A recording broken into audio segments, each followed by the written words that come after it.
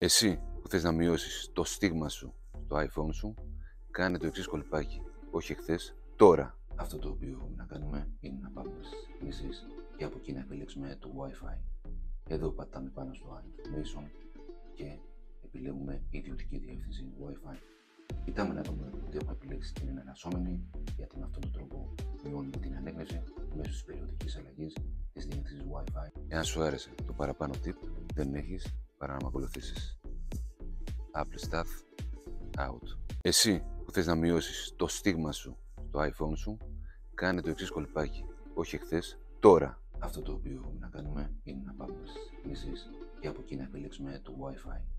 Εδώ πατάμε πάνω στο Information και επιλέγουμε ιδιωτική διεύθυνση Wi-Fi. Κοιτάμε να δούμε ότι έχουμε επιλέξει την εναλλασσόμενη, γιατί με αυτόν τον τρόπο μειώνουμε την ανέκνευση μέσω της περιοδικής αλλαγής της διεύθυνσης Wi-Fi. Εάν σου άρεσε